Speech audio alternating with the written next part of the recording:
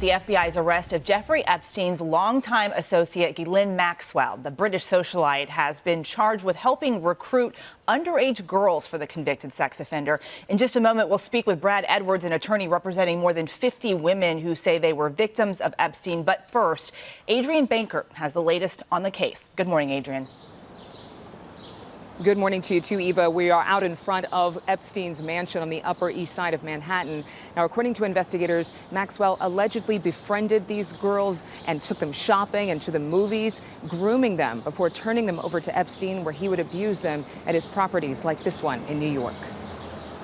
This morning, Ghislaine Maxwell, the alleged co-conspirator and ex-girlfriend of accused sex trafficker Jeffrey Epstein, is waking up behind bars. The 58-year-old charged in a 6-count indictment, including conspiracy and perjury, accused of facilitating Epstein's sex crimes by helping him recruit, groom, and ultimately abuse 3 unnamed teenage victims, one as young as 14 years old, between 1994 and 1997. Maxwell played a critical role in helping Epstein to identify, befriend, and groom minor victims for abuse.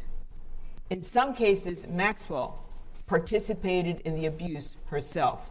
The FBI arresting Maxwell Thursday in Bradford, New Hampshire at this 156-acre property dubbed Tucked Away that she bought for more than $1 million. She had slithered away to a gorgeous property in New Hampshire, continuing to live a life of privilege while her victims live with the trauma inflicted upon them years ago. Investigators say that property was carefully purchased in full with cash by an anonymous LLC and allege that Maxwell had been carefully attempting to avoid detection since Epstein's death, moving at least twice, shuffling money between more than 15 different bank accounts, and using a fake name for mail and deliveries. For years, Maxwell has been accused by dozens of women of helping to procure and groom young girls for Epstein, allegations she has consistently denied. Jeffrey Epstein and his network of enablers stole from me. They robbed me of my youth, my identity, my innocence, and my self-worth. The indictment alleges that she would normalize sexual abuse by discussing sexual topics, undressing in front of the victim, being present when a minor victim was undressed, and or being present for sex acts involving the minor victim and Epstein. My office and the FBI remain committed to doing all within our ability to bring justice to individuals who enabled, facilitated, and participated in the acts of abuse. Maxwell's arrest comes 1 year after Epstein was charged in a federal indictment with sexually abusing dozens of underage girls. Weeks later, he took his own life while in federal custody. She has kept a low profile ever since, rarely spotted, like in this headline-making photo, apparently eating at a California In-N-Out burger just 2 days after Epstein's death. But authorities say they never lost track of her whereabouts. We moved when we were ready, and Miss Maxwell was arrested without incident. And Maxwell faces up to 35 years in prison. Eva? All right, Adrian Banker, thank you. And joining us now is Brad Edwards, the attorney representing more than 50 women who say they were victims of Jeffrey Epstein. He's also the author of the book Relentless Pursuit. Thank you so much for being with us this morning. Let's get right to it. You've said, quote, "Today brings us one step closer to justice." Maxwell has been pretty elusive for years. Several of the victims have long been calling for her arrest. How surprising was this arrest to you and to your clients? Well, the arrest was more surprising to my clients than it was to me. I knew that at some point in time it was going to come, especially with the perseverance of the New York prosecutors.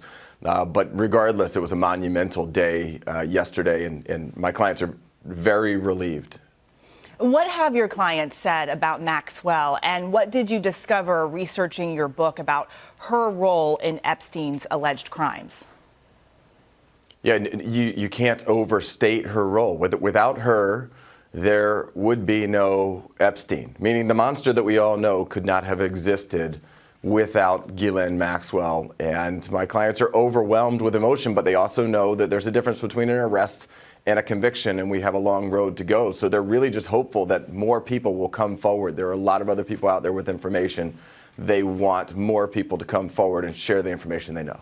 And speaking of that long road, how strong do you think the case against Maxwell is, and what do you think her defense might be? Well, it's a historic case, obviously. We're talking about a time period from 94 to 97. The victims are extraordinarily credible. There are other very credible witnesses. So from a factual standpoint, it's a strong case. But it's a historic case, so are there legal technical defenses? Maybe, and I would expect that's what you're going to see from her. Well, federal prosecutors have publicly encouraged more victims to come forward. You just mentioned that as well this morning. Do you think more victims will come forward, and where does this case go from here? Absolutely. I think it's going to be very similar to what you saw when Jeffrey Epstein was arrested a year ago, and after he was incarcerated, a lot more victims started pouring in and calling me or calling the FBI, and the case only began to get a lot stronger. That's what we're going to see right now, but time is of the essence. I mean, we want it to happen now. There's also a civil case against Epstein's estate. Can you kind of give us an update on where that stands and where that goes as we look to the future? Sure. After his death, we filed many lawsuits, and then we began working on setting up a victim claim program so that there would be an alternative for the victims to pursue compensation that they all really deserve without litigation. And the program just started. I expect, because we spent a lot of time trying to develop it ourselves, I expect it's going to be the most successful of its kind so long as it's administered fairly, and I have great confidence it will be. So that's just got underway last week. All right, Brad Edwards, thank you so much for being with us this morning.